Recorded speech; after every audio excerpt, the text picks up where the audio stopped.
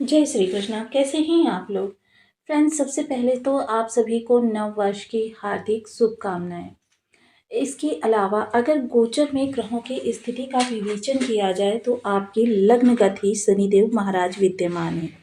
गुरुदेव महाराज जो कि पंचम भाव में उच्च के थे और इन्होंने वक्र अवस्था में ही अपना राशि परिवर्तन किया और ये आपके सुख भाव में आ गए। सुख भाव में गुरुदेव कारक होते हैं और आपके लिए सुखों की प्रशस्ति को और ज़्यादा स्थापित करते हैं।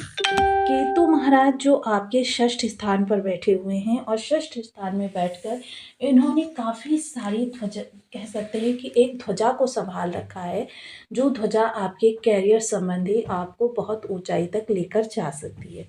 वहीं मंगल सूर्य शुक्र बुध की युति जो आपके दसम स्थान में बन रही है, ये इस समय पर आपको बहुत ज़्यादा प्रभावित कर रही है। इसके अतिरिक्त राहुदेव महाराज जो कि द्वादश भाव में बैठे हुए हैं और द्वादश भाव में बैठकर ये आपके विदेश भाव को या विदेश से संबंधित कार्यों को प्रज्वलित कर रहे हैं। तो काफ़ी महत्वपूर्ण इस समय पर ग्रहों का यह गोचर हो रहा है, जो कि आप देख सकते हैं कि इस समय आपके जीवन में बहुत ही ज़्यादा प्रभावित कर सकता है ऊंचाई को। इसके अलावा आज हम बात करने जा रहे हैं सन्यासी।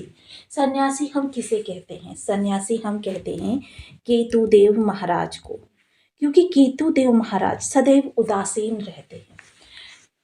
साधु सन्यासी, देखिए इनका स्वभाव क्या होता है। इनके पास शक्ति जो होती है अन्य लोगों से ज़्यादा होती है, क्योंकि ये अपनी आध्यात्मिक ऊर्जा को केंद्रित करते हैं। आध्यात्मिक ऊर्जा को केंद्रित करने के कारण इनकी शक्तियाँ जो होती हैं सामान्य लोगों से बहुत ज़्यादा होती हैं। यह कुछ भी दे सकने में समर्थ होते हैं। और मोस्टली अगर साधु का स्वभाव, क्योंकि उदासीन होने के कारण और ज्योतिष शास्त्र में जब मर्मज्ञों को कोई और संज्ञा नहीं प्राप्त हुई तो उन्होंने इन्हें मोक्षकारी संज्ञा दे दी। केतु महाराज उदासीन होने के साथ साथ बहुत ज़्यादा पावरफुल भी हैं। इतने ज़्यादा पावरफुल हैं कि अगर ये चाहे तो राहु को पूर्ण प्रतिकार कर सकते हैं। ललकार का प्रतिकार सिर्फ केतु महाराज के पास है। लेकिन जितने भी ये हमारे पाप ग्रह होते हैं ना, अगर इनमें से किसी एक को भी हमने अच्छे से समझ लिया तो फिर समझ लीजिए कि आपके जीवन के वारे न्यारे हो जाते हैं। क्योंकि ये जितने कठोर दिखाई देते हैं उतने ही इनके, जब हम बहुत ज़्यादा नज़दीक जाते हैं तो इनकी बस कुछ नीतियाँ होती हैं, कुछ इनके नियम होते हैं जिनको समझकर हम अपने जीवन में इनके बहुत ज़्यादा लाभ को प्राप्त कर सकते हैं। अब केतु महाराज जो इस समय षष्ठ भाव में बैठे हुए हैं, इन्होंने आपके पूरे धन त्रिकोण को कवर किया हुआ है। अब साधु का स्वभाव रामायण में एकदम मक्खन के समान बताया गया, जो देखने पर तो सख्त दिखाई देता है लेकिन उसको छूने पर एकदम से वो नरम होता है। तो यही स्थिति होती है। देखिए, ऐसे साधु की सेवा करने से हम हर वो चीज प्राप्त कर सकते हैं जो दुर्लभ होती है, और यही स्वभाव है केतु महाराज का। तो आइए अब इस समय पर नव वर्ष में केतु महाराज आपको किस तरीके से प्रदान करने जा रहे हैं और आपको अपने जीवन में क्या छोटे से परिवर्तन करने चाहिए, जिनको परिवर्तित करके आप अपने जीवन में केतु महाराज की बहुत ज़्यादा अनुकंपा प्राप्त कर सकते हैं। तो बने रहिए हमारे साथ इस वीडियो में, एंड तक आपको बहुत कुछ जानने के लिए मिलेगा। वीडियो बहुत ज्ञानवर्धक होने वाला है। यदि आपकी लग्न में 12 नंबर बना हुआ है तो ये राशिफल आपके लिए है। यदि कुंडली में कहीं भी चंद्रमा के साथ 12 नंबर बना हुआ है तो ये राशिफल आपके लिए। कुंडली ना होने की स्थिति में आप इसे नाम राशि से भी देख सकते हैं। यदि अभी तक आपने अपने इस चैनल को सब्सक्राइब नहीं किया है तो प्लीज़ सब्सक्राइब कर लीजिए, वीडियो को लाइक कर दीजिए, चैनल को शेयर कर दीजिए। इससे होगा क्या कि हमारे आने वाले हर वीडियो की नोटिफिकेशन मिल सकेगी आपको सबसे पहले। एक प्यारा सा कमेंट करना बिल्कुल ना भूलें। कमेंट से हमें बहुत मोटिवेशन मिलता है, हौसला मिलता है और ये पता चलता है कि आप और क्या जानना चाहते हैं। षष्ठ भाव में बैठा हुआ केतु, क्योंकि इन्होंने धन भाव को कवर किया हुआ है। देखिए, इनकी पंचम दृष्टि जो जा रही है वो आपके कार्यस्थल पर जा रही है। सप्तम दृष्टि जो जा रही है वो द्वादश स्थान पर जा रही है। नवम दृष्टि जो जा रही है धन भाव में जा रही है। केतु एक विच्छेदात्मक ग्रह भी माने जाते हैं। इनकी दृष्टियां जो हैं वो विच्छेदात्मक भी मानी जाती हैं, यानी चीज़ों से आपको अलग करने का कार्य करती हैं।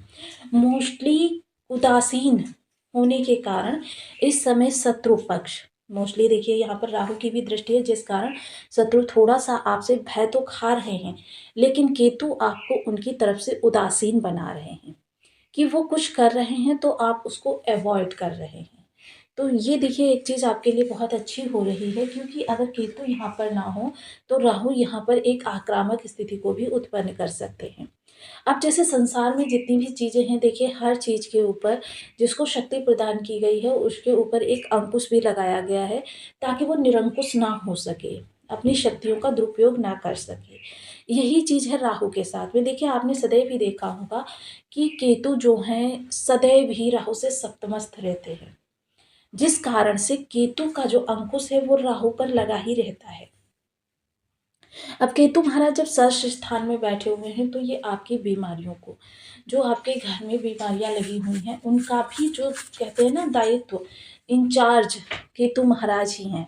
अब केतु महाराज जब यहाँ इन चीज़ों को संभालेंगे तो मोस्टली इस समय जो है आपको आध्यात्म, ये चीज़ आप ध्यान रख लीजिए, जब भी केतु के और गुरु के बहुत अच्छे हमको प्रभाव चाहिए होता है तो एकमात्र मार्ग यही होता है कि हमको अध्यात्म से जुड़ना होता है।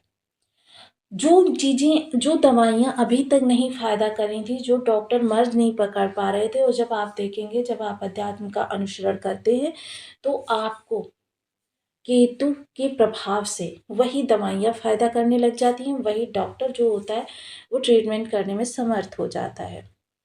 कंपटीटर, कंपटीटर को भी देखिए केतु अवॉइड करेंगे, ये चीज़ है। और कि देखिए यहाँ पर एक चीज़ आपके लिए बहुत अच्छी हो सकती है कि कंपटीटर, जब कंपटीटर को अवॉइड अगर अभी तक आप कर रहे थे, एकदम से आप आंतरिक रूप से अपनी तैयारी के साथ एकदम से अगर आप सामने अपना प्रभाव दिखा देते हैं तो कंपटीटर जो होते हैं चारों खाने चित हो जाते हैं, और यही केतु चाहते हैं। इसके अतिरिक्त देखिए ये जो पंचम दृष्टि होगी ये कार्यस्थल से जुड़ी हुई होगी। मोस्टली इस समय आपको इन चीज़ों से कोई फ़र्क नहीं पड़ता कि लोग आपके बारे में क्या सोचते हैं। आप देखिए एक सूत्र मैं आपको बताती हूँ, आप इसको अपनी कुंडली पर लगा कर देखिएगा, आप तुरंत रियलाइज़ कर लेंगे कि केतु के प्रभाव किस तरीके से होते हैं। केतु जिस भी भाव में आपके बैठे हों, सपोज़ कीजिए लग्न में अगर बैठे हैं तो आपको स्वयं से ज़्यादा प्रेम नहीं होगा। अगर केतु आपके सप्तम में बैठे हैं तो आप देखिएगा आपके जीवन साथी के प्रति आपकी उदासीनता दिखाई देती है। अगर केतु आपके धन भाव में बैठे हुए हैं तो आप जिम्मेदारी समझकर कर्म तो करेंगे, लेकिन धन कितना आ रहा है, कैसे आ रहा है, इससे आपको कोई सरोकार नहीं होगा। धन जैसे ही आया वैसे ही आपने उसको दूसरे को दे दिया, यानी कि आपके घर में जो जिम्मेदार व्यक्ति है उसको दे दिया आपने। यह सूत्र होता है कि केतु उस चीज़ से आपको बिल्कुल विलग कर देते हैं, और यही चीज़ें होती हैं जो हमारे जीवन में बढ़ोतरी का कार्य, क्योंकि केतु जो होते हैं एक धर्म से जुड़े हुए ग्रह हैं। अब वहीं राहु, जहाँ देखिए राहु आपके जीवन में महत्वाकांक्षा को प्रदर्शित करते हैं, केतु जो होते हैं उदासीनता को दिखाते हैं, केतु जो होते हैं अनीति का प्रयोग करते हैं, केतु नीति का प्रयोग करते हैं। राहु आपके जीवन में समस्या को उत्पन्न करते हैं, केतु समस्या भी हैं और समाधान भी हैं। जब व्यक्ति अनीतिपूर्ण या बहुत ज़्यादा कहते हैं ना कि सदाचार से विमुख हो जाता है, तब केतु के दुष्प्रभाव उसको प्राप्त होने प्रारंभ होते हैं। लेकिन अगर वो सदाचार का प्रयोग कर रहा है, नीति नियम से चल रहा है, तो केतु के शुभ लाभ उसको प्राप्त होते हैं। वहीं अगर इस समय पर चर्चा करें आपके द्वादश भाव की, तो केतु यहाँ पर आपके अनावश्यक खर्चों को कम करेंगे। अनावश्यक खर्चों को कम करने के साथ ही केतु यहाँ पर आपके अंदर वो चीज़ें उत्पन्न करेंगे जो आपको धर्म से जोड़ दें। आगे जितनी भी समस्याएं होंगी उनके समाधान आपको उपलब्ध कराएंगे। नवम दृष्टि तो देखिए इस समय आपकी वाणी जो होगी बहुत ही अच्छी होगी, सदाचार पूर्ण होगी, और साथ ही साथ ज़्यादातर तो वाणी इस समय पर आपकी मौन का अनुसरण करेगी, लेकिन फिर भी जो भी बोलेगी वो इतना सटीक बोलेगी, इतना ससभ्य बोलेगी कि लोग उससे प्रभावित हो जाएंगे।